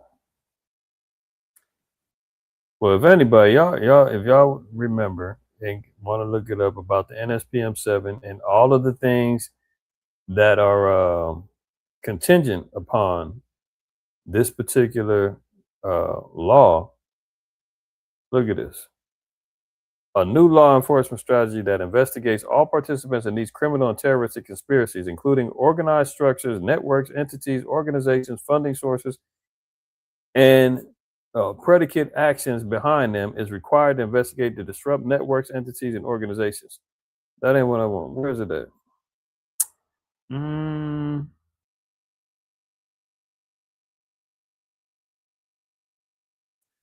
Look at this. Common threads animating this violent conduct include anti-Americanism, anti-capitalism, anti-Christianity, support for the overthrow of the United States government, extremism on migration, race, and gender. This is key, especially when we're talking about biblical doctrine. Extremism on migration, race, and gender. Look, anti-Christianity. Who goes harder on the Christians than Israel? Right? And trying to get our people to wake up from the dogma that comes with that religion. It's not the people, it's the doctrine that has our people confused, that we're trying to wake our people up to. Before you know it, you get to talking about Caesar Borgia and the fake white Christ and all that's going to now be categorized in the NSPM 7 as terrorism. But see, now they're broadening and extending the goalposts even more to where you can't even speak. They don't want you speaking about how anti-tech you are, how against the AI boom you are. So not only can you not have these particular personal views, they don't even want you speaking against the tech revolution and the beast system. That's the point. Where every and all manner of quote unquote seditious behavior, language, talk, organizing is going to be looked at. They're just expanding the net. So you can say, man, I love them, man. I love sodomites. I love everybody. It doesn't matter. I love everybody. God's people. But I don't like what's going on with AI. I don't like the technology. I don't like the billionaires that's profiteering. That same person who had the ideology of I love everybody, this, that, and the third, does not matter because you still are going to get caught in the net because you're anti-tech. As Americans stew over the looming risk of job stealing AI and data centers in their backyards, the feds are raising the alarm about a new category of threat documented, obtained by the Wired show. It is very similar to what they did with the so-called blacks when they did black identity extremism or black identity extremists back in like 2018. The fact that you wanted to know and identify who you are, having a quote-unquote identity, was looked at as being extreme. A people that's been lost to their heritage, language, culture. We're in an internal war, trying to identify: are we foundational Black Americans? Are we indigenous? Are we indigenous? Are we Pan African? Are we Kemites? Are we Israelites? Are we just black? Are we niggas? Are we like? And you're gonna say we're being extreme because we're trying to figure it out? I mean, over here we done found out. We know what the truth is. Israel 1 through 12 all day. But when Esau steps in and says, oh, wait a minute, they're trying to figure out the truth. Hold on, we got to stop them. They're trying to find out who they are. If they do, it's over with. Stop it. That's extreme. Now you're in the database. Now you're part of the whole, paradigms that they line up and throw out there on the internet and have people, being subjected to lies and deceptions and agents of discord being implemented into the communities, and just to break it up a bit. But now it's about anti-tech extremism. So add that to the list of what you can and can't say or what's going to be held accountable when all hell breaks loose. So don't think you're playing nice by, we're not affiliated with any group. We don't do that. But meanwhile, you're heavy focused on AI and the problems that it's going to present to humanity and all that. You still will be lumped into the extremist categories and be subject to a camp, subject to a detention center when it's all said and done. Look at this. Well, AI put us all out of work. It's finally time we start figuring it out. These particular headlines, man, they don't want you even having that discussion. Will it do it? Look at this. 99% of CEOs are planning AI job cuts. They don't want you discussing that. They don't want you to be concerned with that. Don't worry. They're going to have a universal basic income. You're going to be living in a 15-minute city. You're going to have tracking QR codes on your phones and attached to you everywhere you go.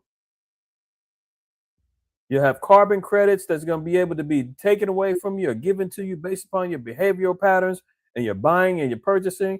You're going to make sure that you're going to eat their particular diet, the abominable diets and frankenfoods all goddamn day. Don't worry. It's all lined up. And those who oppose are going to be detained or be put to death. So if this is anti-tech, this is all anti-tech extremism saying, hey, AI is over here taking over every dang thing. Hey, don't say that. That's extreme. But I just read 99% of CEOs are planning AI job cuts. They're coming for our job. 99% of them, almost all of them are on board with this. What are we going to do about it? Hey, don't even speak on that. That's extreme. Do you want to get put on a list? Do you want to get disappeared? SWAT team at your door right now. What were you looking at? What are you talking about? AI and the bots is already tracking every dang thing you do. The phones is listening in. Your smart TVs paying attention to you. Your refrigerator's telling you you're out of milk. Everything is already wired in, man. You got the smart home. If Alexa ain't talking to you, goddamn Ring is watching you. You name it. And if you say, hey, this is a bit much, man, I don't like it. I'm not comfortable. My identity is being, compromised and monitored and watched every minute. Cameras, microphones all over the dang place. Yeah, 1984 is here right now. They got the Minority Report precog system lined up doing pre-crime and all that other stuff. Facial recognition everywhere. And they say if you talk about it, man, that's a bit much. Nothing wrong with what's going on. What, you're against technology? You're against a billionaire class ruling over everybody at the touch of a button and transhumanism and merging man with machine and thinking that that's eternal life? What's wrong with that? All right. Our economy is being transformed at a faster pace than we have ever experienced before. Thanks to giant leaps in the field of artificial intelligence, human labor is not as valuable as it once was. All over the world, millions of human workers are being replaced, and that trend is only going to accelerate. For those that have already retired or are at the verge of retirement, this isn't that big of a deal. But for younger workers, this is absolutely terrifying. There is no loyalty in corporate America today. The moment that AI can do your job more efficiently than you can and you could be out the door. This is already happening at some of the biggest companies in the entire world. Good paying jobs are evaporating all around us. And as a result, the gap between the wealthy and the rest of us is absolutely exploding. Yeah, AI is tapping into the medical field, tapping into lawyers. I mean, the legal system. They're already in the dang construction and warehouses. They're in the service industry. Online, I mean, the data programmers, the Frankenstein, is already in control. I mean, it's already moving. And all it's just doing is getting more information, more data collection. The more we keep feeding it with our information and our exploits and everything we talk about, all the information we put, they just absorbs it all in and says, okay, there won't be a need for any of this any longer. Get rid of them. Look at this. And now this is extreme. If you say, what the hell? You can't make this up, y'all. Look at this. AI startup says it will pay people $2,000 a month to pleasure themselves. I don't know if that word is safe, YouTube safe or whatever. To pleasure themselves. Yes, really. Joy AI is hiring 10 master, consultants at $2,000 a month to test an AI guided math. I'm just going there. Forget it. Kids, close your ears. Parents, whatever. Pay attention. But fair warning. To test an AI guided masturbation feature and document its effects on stress, sleep, mood, and confidence. This reminds me. I don't know if y'all are fans of Black Mirror, but Black Mirror had a episode early off, and the brother from Get Out was in it, and it was about this particular people. There was like a talent competition, and people were waiting to get chosen. But in the meantime, all they was doing was riding these dang bikes and looking at a digital screen where they was playing like a game, riding bikes all day, and they'll eat the little vending machine food and all of that. And when they go back to their rooms, in particular the men, first they constantly flooding them with porn and all that other stuff. So this is the whole dang thing. Work, eat these defiled foods, go and get your dopamine fix and get back and do it again. And here they are doing the same thing right now.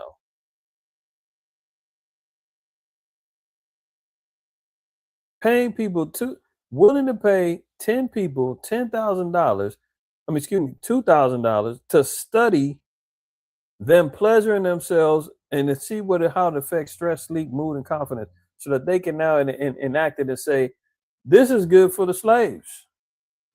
You'll have less stress, better sleep, and your mood and confidence could be affected if we keep flooding you with more dopamine and more damn pleasure sensors to your brain. And if we talk about this, this is tech extremism to say this ain't right, man. This is evil. This is wicked. Like, what are you talking about, man?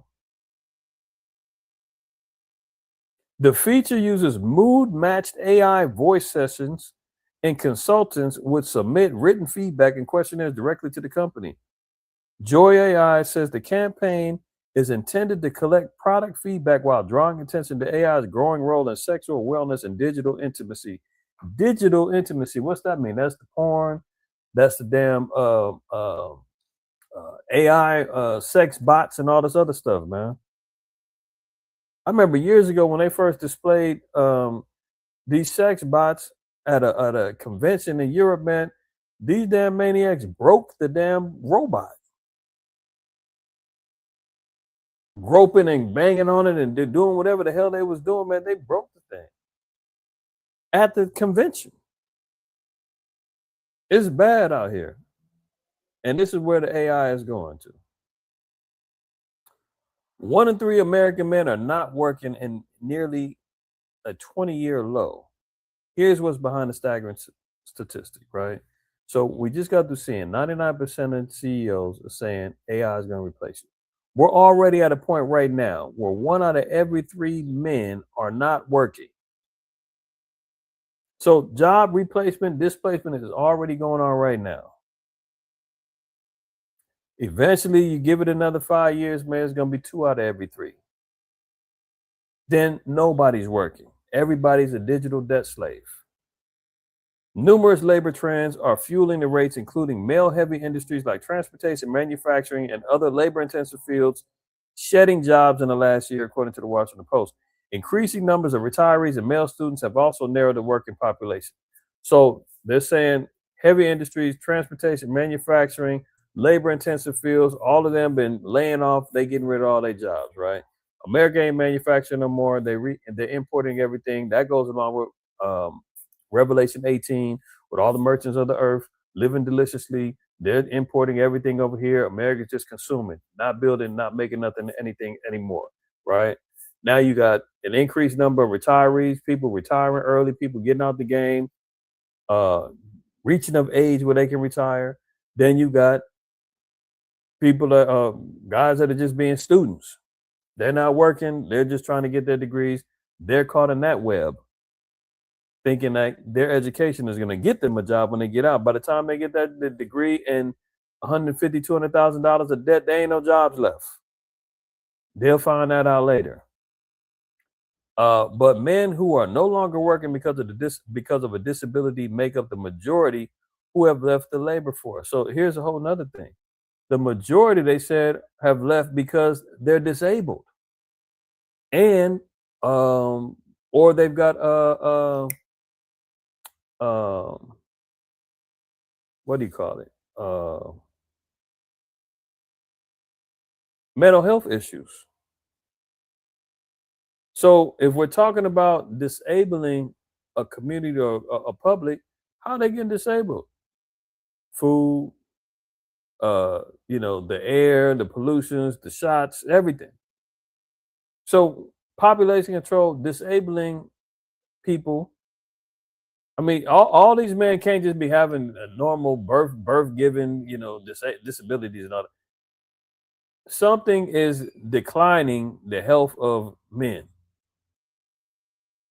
You think about it, we'll think about it. We should already come to a number of different conclusions at the same point.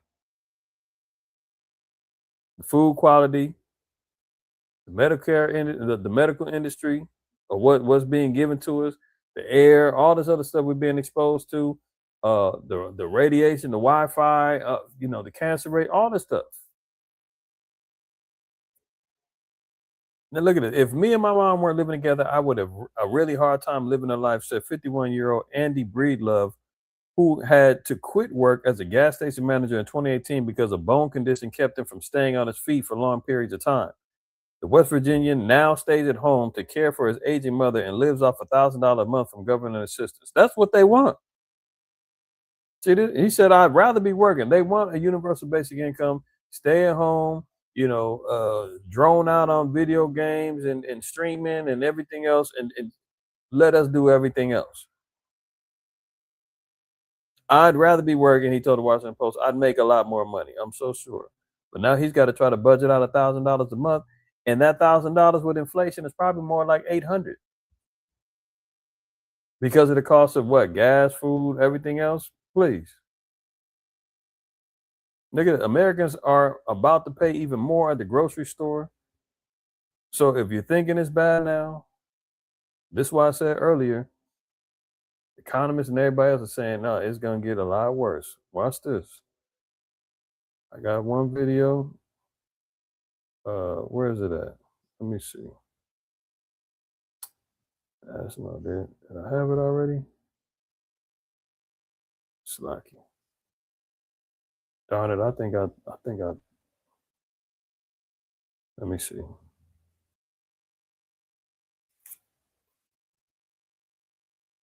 I think I had thought I had it queued up. My bad, y'all. Slacky. So poll numbers for the president. What is this? Get out of here, man. Sagging, and now, as they say in the horror movies, the call is coming from inside the house. Let's see, CNN is about to blow him up. Let me look at this. Where is it? Where's the guy? I want to get to this real particular point, right? Now, here's one of CNN's economists. Listen to what he says about the what it's going to take for a recovery and for things to get back, prices to drop. Like, see what needs to happen for prices to go down. Let me, and this is very key. I want y'all to pay attention to this. Come back online. That's no joke. That needs to come back online very soon. Okay, so how long is it going to be before we actually start to see some relief? Look at this. This is where we were before the war started. This is where we are right now. There's a huge amount of time that it's going to take, according to the futures market, before we get back down to that sub $70 an oil level. Look at this, 2032. So you want $3 gas again, you're going to have to wait maybe 6 years. And so what does that mean for everything?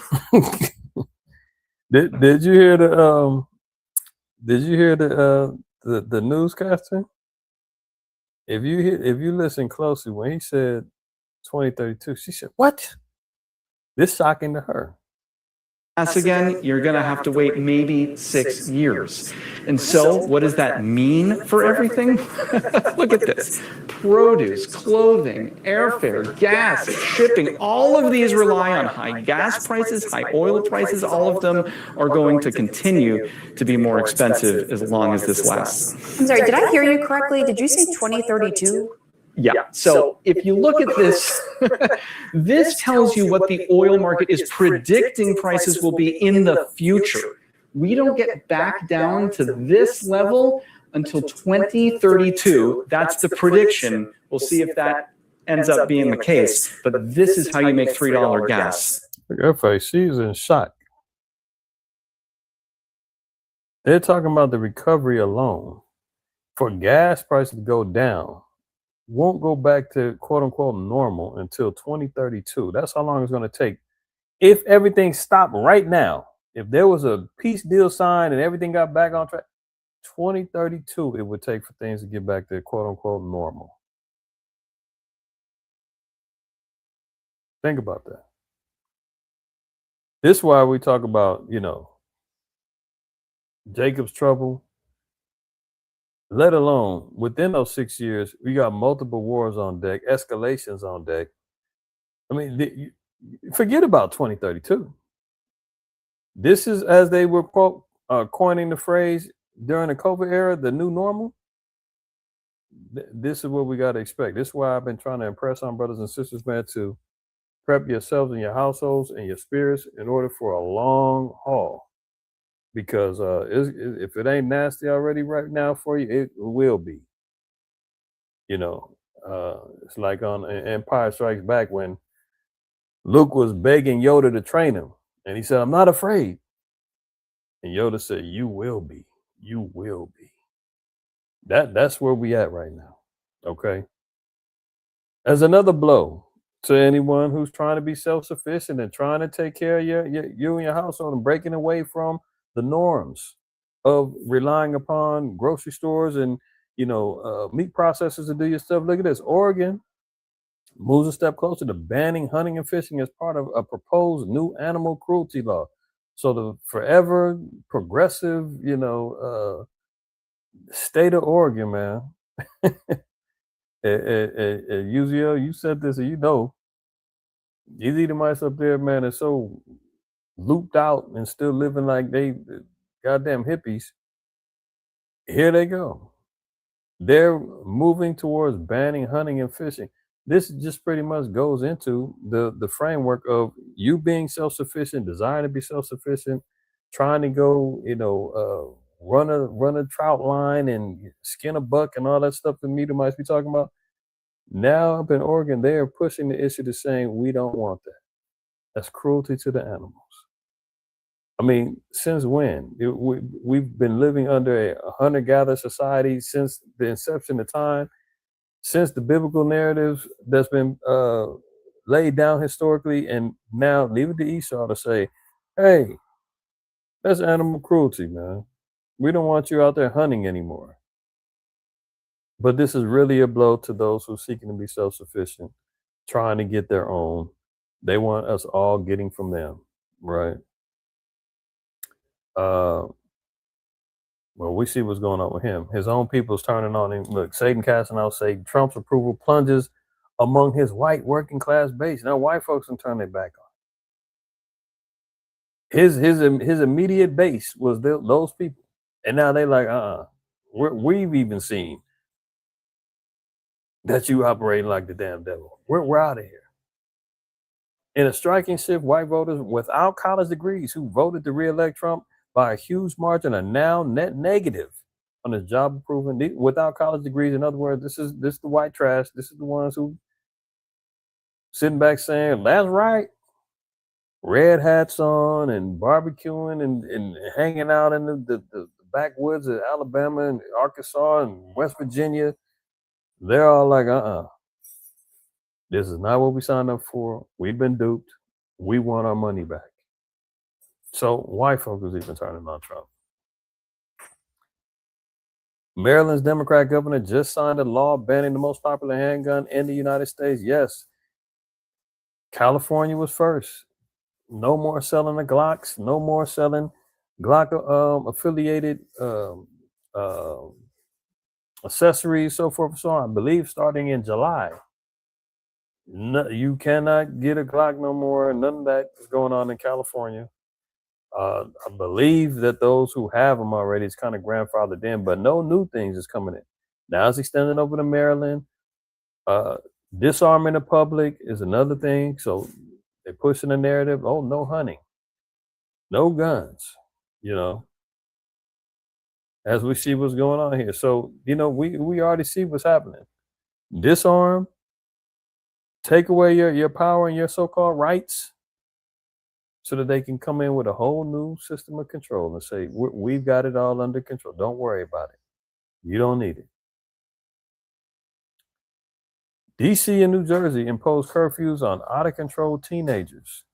See, this if this ain't prophetic, I mean, look. What's it in? Isaiah?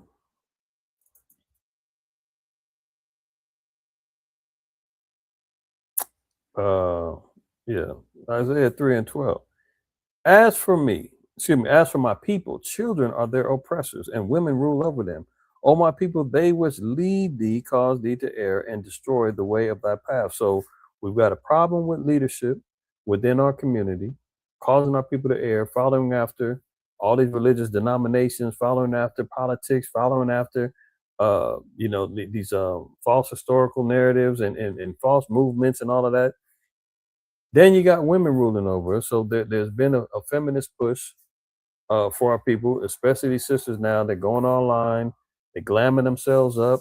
They think just because they got a BBL and some fake boobs now that that they can be bossy and say what they want and prostitute themselves for men to buy them and pay for this and pay for that and ruling over men simping and running out, tricking every last little dollar that they have to try to please these women, man. The women is out here controlling and running things from politics to, courthouses, you name it.